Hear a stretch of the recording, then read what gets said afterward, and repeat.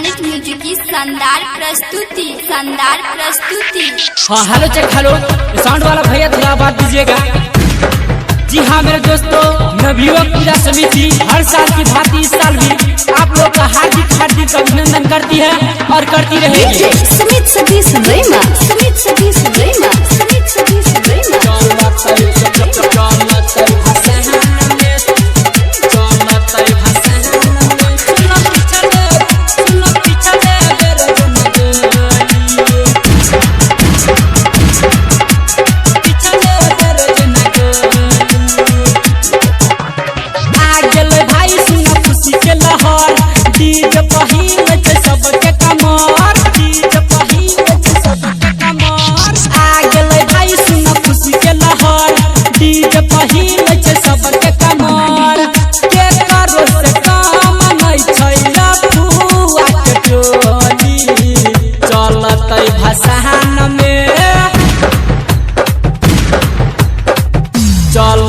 भसान में सुन पिछले बेर जना गोली चलत भसान में सुन पिछले बेर जना गोली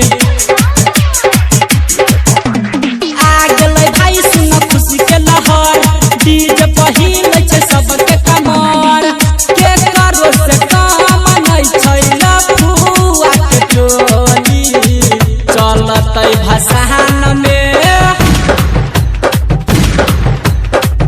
चलत भसान में सुन पिछले बेर जना गोली चलत भसान में सुन पिछले बेर जना गोली।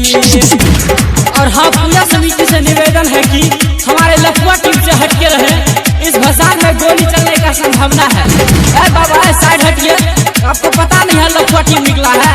आयो बाबू ऐसे क्या बोल रहे हैं, अभी हटता हूँ। समित सतीश रैमा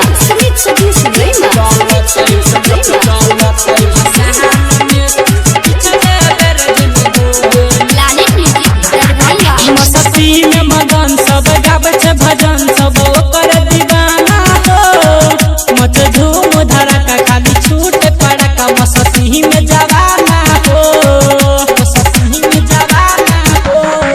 मस्ती में मगन सब गावे छे भजन सब ओकर दीवाना हो मत धूम धड़का खाली छूट पड़का मस्ती में जवाना हो के करो से काम नहीं छोई वासुदेवपुर के टोली चलत भसान में चलत भसान में सुन पिछले बेर जना गोली चलत भसान में सुन पिछले बेर जना गोली। डीजे वाला भाई थोड़ा बेस बढ़ाओ, बेस कम कर रहा है, यहाँ पर डांस चलेगा। और बजाइए प्लानेट म्यूजिक का गाना रमन जी यादव का। अरे बाबू रमन जी के गाना बजाओ, बड़ा निमन लगता है सुनने में। डीजे समित सतीश रैमा आप सुन रहे हैं प्लानेट म्यूजिक की शानदार प्रस्तुति पूरे रंग गुलाल महचैन धमाल सब सहज पगरिया में भेल सोहना दीवाना गावे रमन जी गाना आए पूरा नगरिया में पूरे रंग गुलाल महचैन धमाल सब सहज पगरिया में भेल सोहना दीवाना गावे रमन जी गाना आए पूरा नगरिया में जय अभिराज के छोई निकलल करोली चलत भसान में